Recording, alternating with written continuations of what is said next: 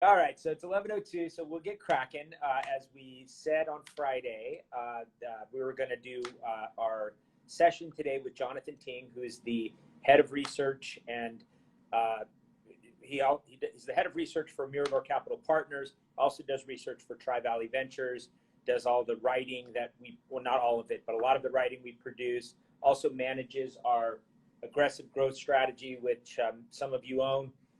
And so we thought this was going to be a good opportunity to get out in front of you this week. I don't like it when I slouch doing this, so I'm going to sit up a little bit. So it's an important week. Some of you know we do our investment committee on Tuesday at 10.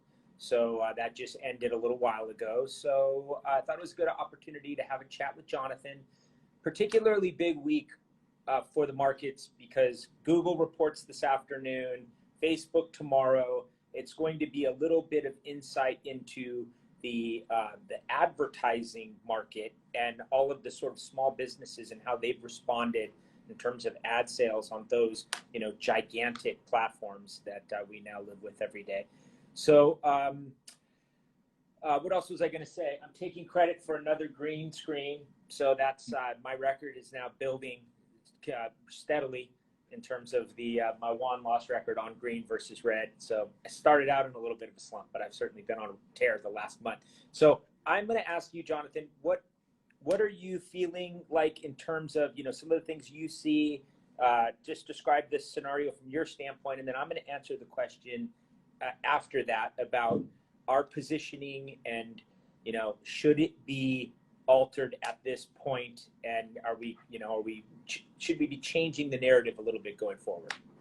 So, okay. And particularly, I wanted for you to talk about the revisions, and you just put up a slide in our investment committee that talked about the revisions and kind of the impact that you think that's having. Okay. I will answer that question, and I think the end of my question is probably going to be a good lead into what you were just saying. Should we do anything different? Yeah.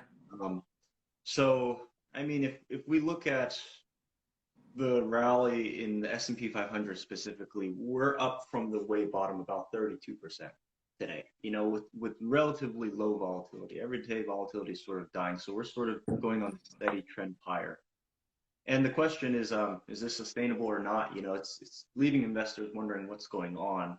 The very thing I always fall back onto is the fundamentals, right? When you're buying the house, you don't know how much to pay. Well, look at the actual house, and look at the reports, see if it has termites, see when it was built. So when we look at the companies in the United States right now, I mean, they are feeling the pain.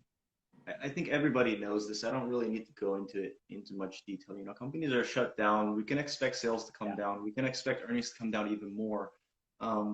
If we look at the 500 companies in the S&P 500, so far, 450 of them have had analysts revise down their earnings estimates for the full year. Okay, so pretty much every company is going through a slouch right now. Of the 150, give or take, companies that are reported to date, 90% have not given guidance into the future, which is uncharacteristic. Yeah. So right now we're sort of shooting into the blind into what the future is going to be. How are companies, are they going to even survive this? Which ones are and how their businesses will be. We can only guess at this point, and I think that's what we're seeing in the market when we see these huge up days or these huge down days is price searching. Nobody really knows. It's sort of long. If we look at the fundamentals, though, they're not really great. They're deteriorating. So, unemployment, of course, 30 million unemployed, that's tough. If we look at the manufacturing sector, that's going through a real downturn too. ISM PMI is the Purchasing Managers Index, sort of like the key level people around the world look at to judge how the fundamentals of the world are going and companies in the world are going. And it tracks really closely with the movement on the S&P 500. It tracks really closely with GDP. It tracks really closely with earnings. So that's a really good indicator to look at. That's going to come out on Friday. Unfortunately, the regional indices, there are 5 regional indices in the US. They've all come out this week already, and they are all rock bottom. I mean, the lowest the graph goes is -100, and the Richmond index, I think it's the Richmond index that came out yesterday, was already at -73. Yeah. Okay. So we can't expect for that V-shaped recovery. It's just not going to be there. You know, U-shape is the best case. So that leads to, is the price today reflective of what's going on in the fundamentals? And personally, I don't think so. We've had this Fed liquidity. There's a question: do we just follow the Fed and buy what they're buying with asset prices inflating? One important thing to remember is that the market isn't always right. You know, long term it's efficient, and if you believe in efficient market theory, then you can do what pensions do, which is just buy on a monthly basis, regardless of price. You know, if it's on the top, if it's on the bottom, doesn't matter. Buy it because markets are efficient; they know best. But I happen to disagree with that. I think we happen to disagree with that. That's why we take an active management approach. One example I'll give is when Zoom, if you look at Zoom video conference, which is the software Zoom company, we all use it. From February to March, Zoom rallied 65%. During that same time, Zoom Technologies, ticker ZOOM, rallied 800%. Right. And then it dropped 400% and then rallied another 200% before the index completely stopped trading on that name because of investor confusion. Yeah. Okay.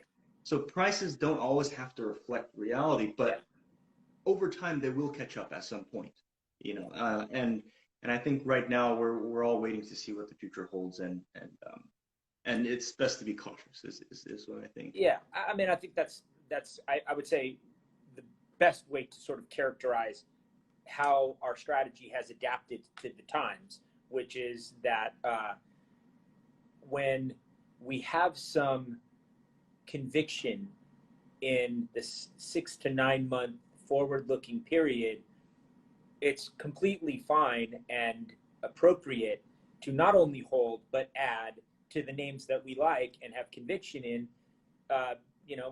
If there's a temporary price setback, if there is, like, we talked a little bit about this in the investment committee, and I'm going to sort of raise the discussion for the friends that are joining us. It does, on some fundamental level, come down to what is it all about? Like, what is all of this all about? And what it is all about is making a determination as to the value of companies individually and in aggregate based on how much money they will earn in the future. Right. How much money all of them earned in the past can be relevant to how much assets they've accumulated, or what investments they have made with the money they've made in the past to grow larger and help them grow even further into the future. So I just, it's not rational when it's not clear if people are when they're going back to work, and in what sequence, and how the restaurants are going to look in 6 months, and whether kids will be in school in the fall. It all leads to us really obvious positioning of cautiousness and erring on the side of caution. And so it can feel like we ought to be, I said this a couple times ago, getting into this and getting into that and getting into energy and getting into airlines and getting into, and it's like, it's so not how people build wealth and have built wealth over decades and decades in this career. So it's not how we are going to be shifting in and out of things. Very important point, and Jonathan, I'm absolutely happy to have you comment on this after. So one of the clear and present dangers in the aftermath of the Fed balance sheet balloon that we've rightfully or necessarily created in the last 2 months, and the money that's been printed in the past, and I'm thinking after World War II, the effect of that, with some lag, was the inflation of the 70s. Yeah. And so it's sad, but the people that are least able to endure this type of shock are also could be caught in the inflationary shock that could follow, in the 2010s and the 2020s. And so this is a really direct answer to questions that I maybe I'm not getting today, but I think I should be getting, or will be getting in 5 years from now, which is, how can equities and fixed income protect us in that environment?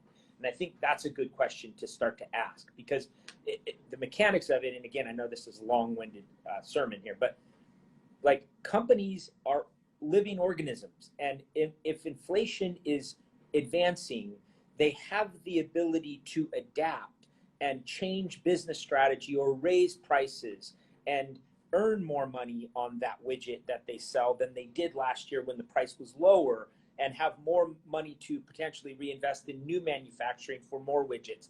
They can adapt, which is why you can't load the boat in low yield fixed income today. And why the fixed income we hold is short duration, high quality over low quality, right? It's always this balancing act. So anything you want to add to that, or? Yeah, I can. I would like to talk about that from the corporate perspective, and not from the fixed income perspective, but from the stock perspective. When you pump all this money into the system, it has to go somewhere. Eventually, we will see it in prices, like you see just general inflation across the board. It has to go somewhere. One thing I would be sure to note is that when we see, for example, over the past month, the Fed has been buying HYG and LQD, and there's argument that this has propped up this asset prices. So we don't get too jargony. HYG is the high yield index ETF, and LQD is the investment grade index. Yes. Bond ETF. Yep. Yes, and that has inadvertently propped up the stock market. When we see prices move up like this, you have to remember, more money doesn't create a better business. It just creates more money to go around, so that asset prices inflate. So when we see bond prices move up over the past month, that's not because the companies got better. That's just because there's more money. When we see Apple start rising, that's not because the company got better over the last week. That's just because there's more money. And the capital is flowing into, again, what has worked over the last 3 years. If you look at the top 5 holdings in the S&P 500, those have gained the most relative to the remaining 495. Yeah. So when we talk about what all this debt and liquidity means for the future, I mean, we're looking at periods like this, it always makes the rich richer and the poor poor, in a way, because the ones who can weather it, and they'll come out stronger with weaponized balance sheets, like I said before, and the ones that can't weather it, the smaller companies, they get demolished and they fall under. Yeah, so when we're looking at what companies are going to do well into the future, it's the ones that are well capitalized, that have a good business, that are asset light.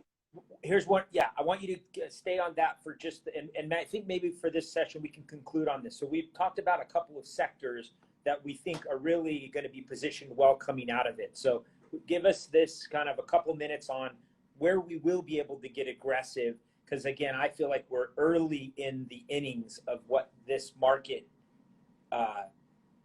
episode will ultimately look like. I think that's nearly obvious, but coming out of it, what type of companies, or what do you think businesses that we should be getting really excited about? Yeah, so regardless of what the market does in the next week or 2 weeks, it goes up another 20%, down another 20%, there are some clear trends over what's going to happen over the next 5 years, over the next 10 years, right? And it'd be stupid not to invest in those. So from a top-down approach, some sectors that I really like, one of them being cloud software specifically. And I talked about this before. Software by its nature is helping companies become more efficient, right? So as companies like Boeing and Macy's and JCPenney, after they restructure their debt and have to figure out ways to cut costs, well, automation is going to be a key part in that, and they're going to look for ways to automate ways through software and technologies.